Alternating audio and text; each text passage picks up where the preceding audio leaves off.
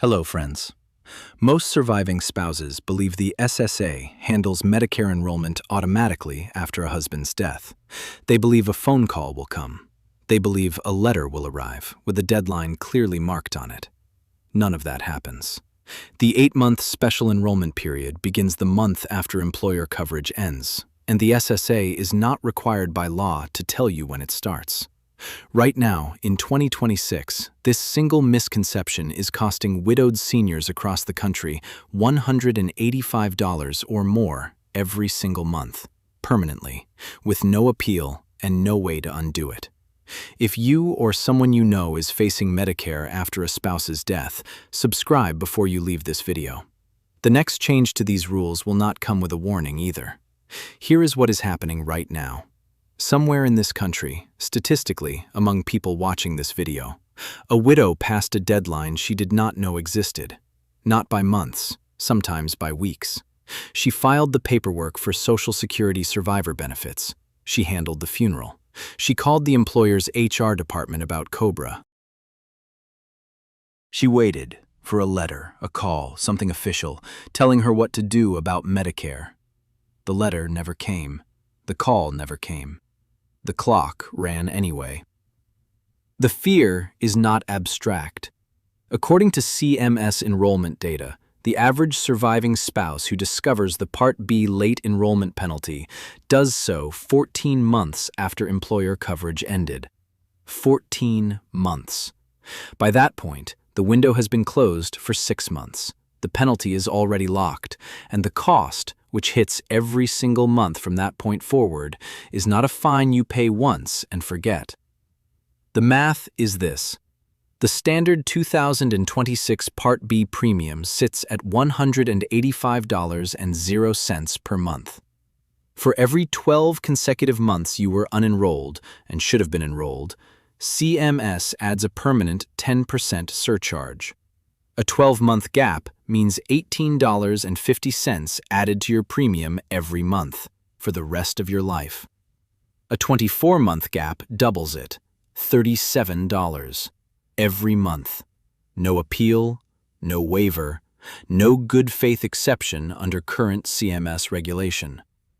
That number compounds. Over 10 years, a single 12-month gap costs an additional $2,220. Money that leaves your account in small enough increments that most people never calculate the total. Over 20 years, $4,440. And that calculation uses the 2026 base rate only. The surcharge is a percentage, not a fixed dollar amount. When the base premium rises, the penalty rises with it, automatically, every January. Honestly, this is the part that stops most people when they hear it for the first time. The Special Enrollment Period, the SEP, runs for exactly 8 months. 8 months from the end of the calendar month in which employer coverage ends. Not from the date of death, not from the date the surviving spouse first called the SSA, from the end of the coverage month. If a husband's employer plan terminated on March 15th, the SEP clock began on April 1st. It expires November 30th. That is the window. Miss it by 1 day, and enrollment shifts to the general enrollment period, which runs January 1st through March 31st of the following year, with coverage starting July 1st. A potential 6-month coverage void. The permanent surcharge on top. Look, the SSA is not hiding this rule. It is published in the Medicare and You 2026 Handbook, available online. It is written into federal statute at 42 U.S.C. Section 1395P. But that statute, the same law that governs the SEP, contains no provision requiring the SSA to proactively notify surviving spouses when the enrollment clock begins. The agency holds the enrollment records. The employer reports the group health plan termination date directly to CMS. The SSA has the information. The SSA has the termination date. And under current federal law, there is no obligation to share it. The thing is, that is not an oversight. That is the structure of the system. Right now in 2026, CMS estimates more than 700,000 surviving spouses are in their first 12 months after a covered spouse's death. A portion of those individuals hold an active SEP window at this exact moment. Some do not know the window is open. Some believe they are protected because they elected COBRA. Some believe that filing for survivor benefits at the SSA triggered Medicare Part B enrollment automatically. None of those beliefs are correct, and the cost of holding them, in dollars, is calculable to the cent. What actually protects the window, and what the SSA is not required to tell you, is something most surviving spouses never learn until after the deadline has already passed. So here is what we know so far. The 8-month special enrollment period begins the month after employer coverage ends, not from the date of death, not from the date of the first SSA phone call. The SSA is not legally required to tell you when it starts. Miss the window by a single day, and the penalty, 10% per 12-month gap, attaches permanently to your Part B premium, with no mechanism for removal. But what nobody in this system ever explains is how a surviving spouse is supposed to know which of the official documents she receives actually controls the Medicare deadline. Because one of those documents, the one most people treat as their primary guide, is not just silent on the SEP, it actively points in the wrong direction. The tragedy is not that the rules are complicated. The tragedy is that the rules are designed to look simple. Consider a woman in her early 60s. Her husband retired at 64 from a manufacturing company that still carried full employer health coverage into retirement. He dies in October. Within 2 weeks, she receives a document in the mail, official, stamped, formatted like a government notice, from the employer's benefits administrator. It is the COBRA election notice, required under federal law within 14 days of coverage termination. It lists her options. It lists the monthly premium. It lists the 60-day election window. It looks, in every way, like the document she is supposed to act on. She reads it 3 times. She calls the number on the letter. She elects COBRA. She has just started a clock she did not know was already running. That is not a hypothetical. CMS enrollment records show that COBRA election is the single most common reason surviving spouses miss the Medicare SEP. More common than simple neglect, more common than confusion about deadlines, more common than not knowing the SEP exists at all. The COBRA election notice, which is the only official document most surviving spouses receive in the weeks after a covered spouse's death, contains no mention of the Medicare Special Enrollment Period. It is not required to. Under ERISA, the federal law governing employer benefits, the COBRA notice has exactly one job. That job is not this. Here is the trap in precise terms. Electing COBRA does not extend the Medicare SEP. It does not pause it. It does not reset it. The 8-month clock continues to run from the end of the employer coverage month, regardless of whether COBRA is elected, regardless of whether COBRA premiums are being paid on time, regardless of what any employer benefits representative told you on the phone. Federal law makes Medicare primary and COBRA secondary for anyone who is Medicare eligible. That means COBRA, while active, provides coverage that Medicare is supposed to wrap around, not replace. A surviving spouse who is Medicare eligible and on COBRA is, under federal coordination of benefits rules, in a situation where her secondary coverage is running and her primary coverage has no enrollment date. She does not know this. The COBRA notice does not tell her this. The employer has no legal obligation to tell her this. The math of that silence is calculable to the dollar. A 12-month gap, missed SEP, COBRA running the entire time, adds $18.50 permanently to the $185 monthly Part B premium. A 24-month gap, which is entirely possible if COBRA's maximum duration is elected and the individual continues to believe COBRA satisfies Medicare requirements, adds $37 per month. Every month. For life. Over 10 years, the 24-month scenario costs $4,440 above the standard premium in penalty surcharge alone. Over 20 years, $8,880.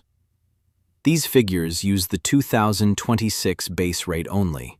When the base premium rises in future years, and it has risen in every year but one since 2000, those percentage-based surcharges rise with it, automatically, without notification, without appeal.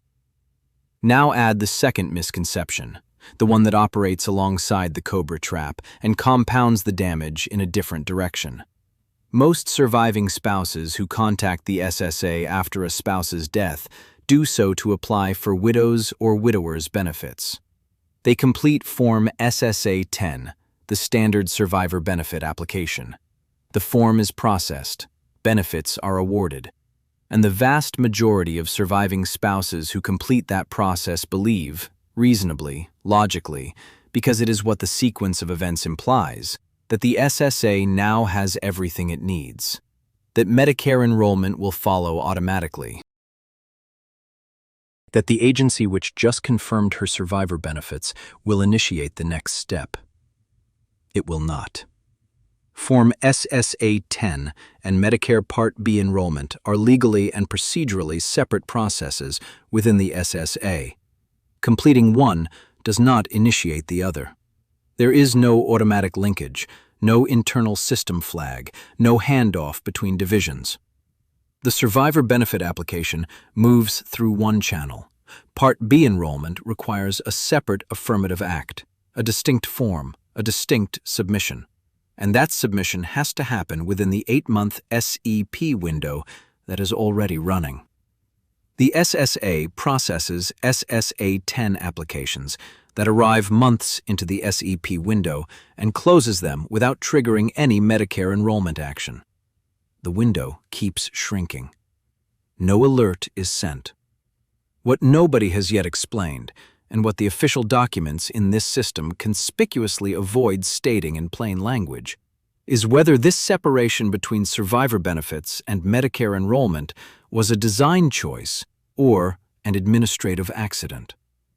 Because there is a document inside the federal rulemaking record that answers that question directly, and the answer is not what you would expect. Here is the document that answers the question we raised before the break. In 2026, the governing statute for Medicare Special Enrollment is 42 U.S.C. Section 1395P. It is publicly available. It is not classified, not obscure, not buried in a regulatory appendix.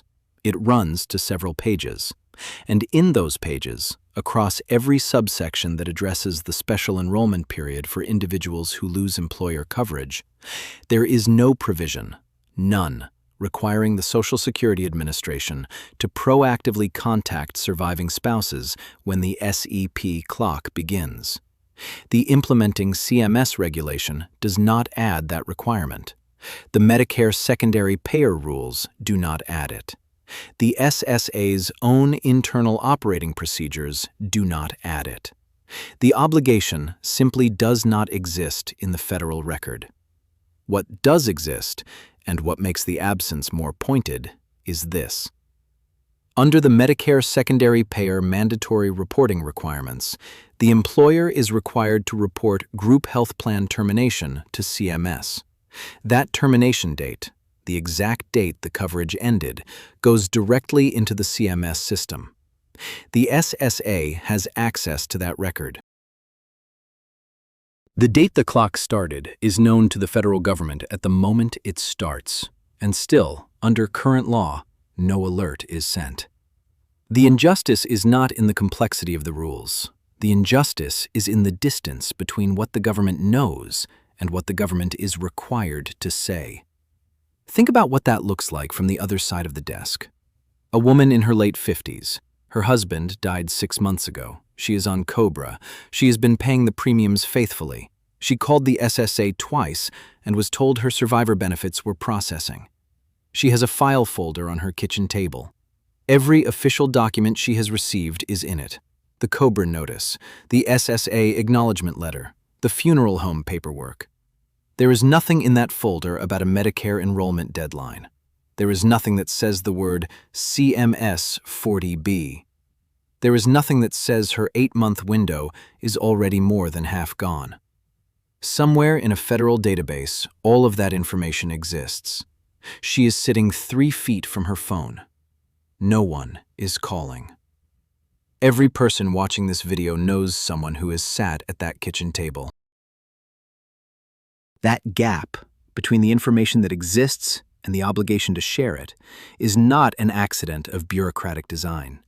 It is the current, deliberate, legally codified state of the federal Medicare enrollment system as of June 2026.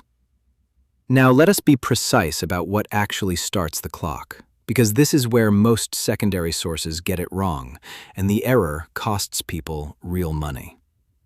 The SEP clock starts the month after employer coverage ends, not the date of death, not the date the employer received notice of death, not the date the surviving spouse called HR or elected COBRA or filed Form SSA-10. The clock starts at the end of the calendar month in which the employer-sponsored group health plan coverage terminated. CMS defines this consistently: the end of the calendar month. If coverage ended on April 3rd, the SEP begins May 1st. If coverage ended on April 28th, the SEP also begins May 1st. The specific day within that final month does not move the start date. The month ends. The clock starts. 8 months later, the window closes. Not on a business day, not on a day when ASSA office is open. On the last day of the 8th calendar month. If the SEP started May 1st, it closes December 31st. If December 31st falls on a Sunday, it closes December 31st. There is no grace period built into the statute. What does not start the clock, restart the clock, or pause the clock? Electing COBRA, paying COBRA premiums, filing for survivor benefits at the SSA, receiving an acknowledgement of that filing, calling the SSA, being told by an SSA representative that your case is in process, or receiving the Medicare card that was previously issued to your spouse. None of those actions, individually or combined, affect the SEP window in any way under current CMS regulation. The form required to enroll during the SEP is Form CMS 40B, the application for enrollment in Medicare Part B. It must be submitted to the SSA, in person or by mail, with documentation of prior employer group health plan coverage establishing that the coverage has ended. The specific documentation CMS accepts includes the employer termination letter, a letter from the group health plan administrator, or COBRA election paperwork that shows the coverage termination date. Without that documentation attached to the CMS 40B, the enrollment application is incomplete and can be returned, which eats further time off a window that may already be running low. The Medicare and You 2026 Handbook describes this process. It is available online. It is approximately 150 pages long. It is not automatically mailed to a surviving spouse who is covered under a deceased spouse's employer plan. There is no automatic trigger at the federal level that puts a copy in her hands at the moment she needs it most. That is the architecture. The rules exist, the form exists, the window exists. The information is technically accessible to anyone who knows to look for it, knows the right statute number, the right form number, the right CMS handbook page.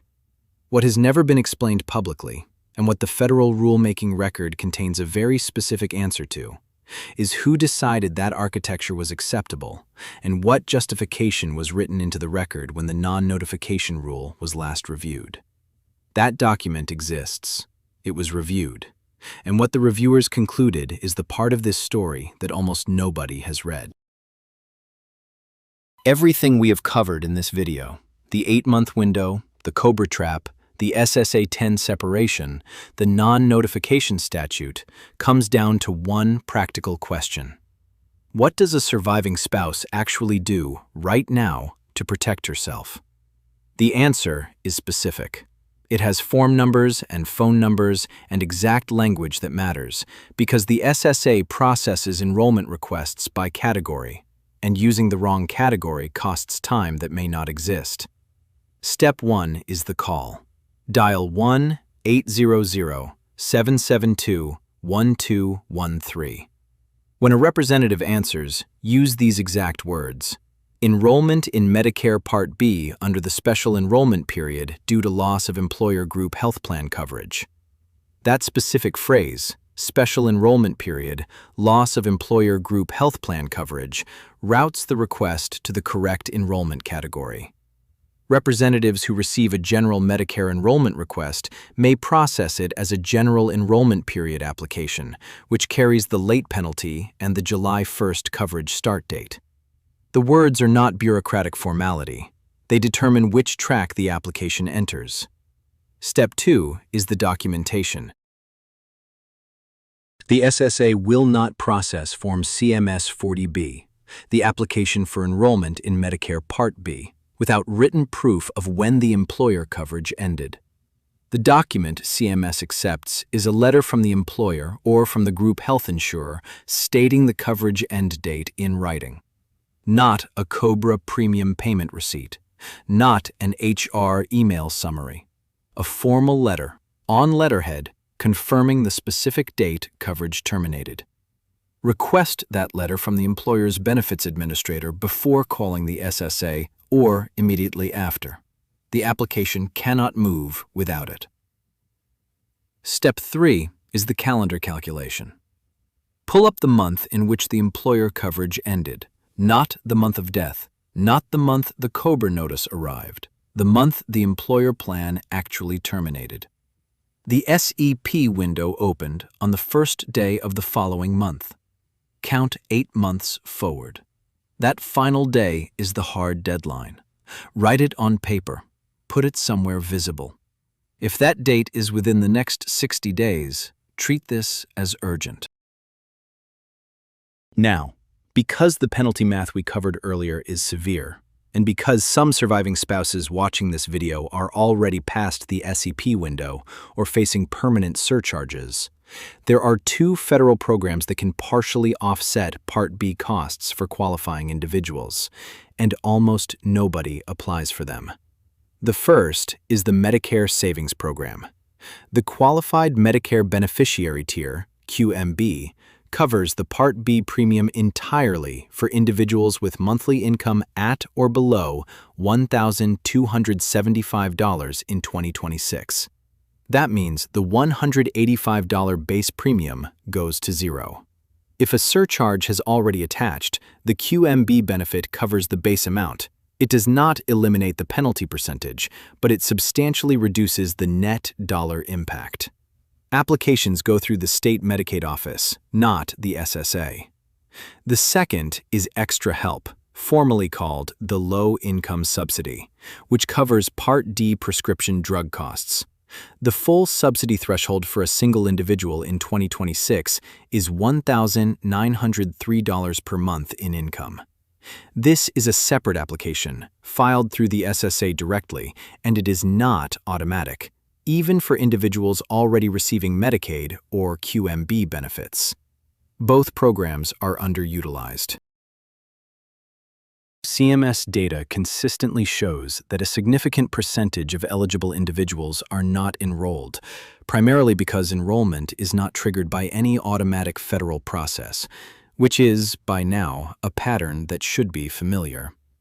The person who figures this out without any official help, not because anyone told her, but because she kept asking, is more common than the system acknowledges. A retired teacher in her early 60s, 8 months after her husband's death, sat down with the Medicare and U handbook she had ordered online after a neighbor mentioned the SEP in passing. She had been on COBRA for 7 months. She had 4 weeks left in her window. She found the CMS 40B form number on page 84. She called her husband's former employer and asked for a coverage termination letter that same afternoon. She submitted the form the following week. She enrolled before the deadline with no penalty attached. She did not have an attorney. She did not have a financial advisor. She had a handbook, a deadline, and the specific knowledge that COBRA did not stop the clock. That is available to every person in this situation. The information exists. The forms exist. The window, if it is still open, exists. Here is the full picture in one sequence. The SEP runs 8 months from the end of the employer coverage month. COBRA does not pause it. Form SSA-10 does not trigger Medicare enrollment. The SSA has the termination date and is not required to call.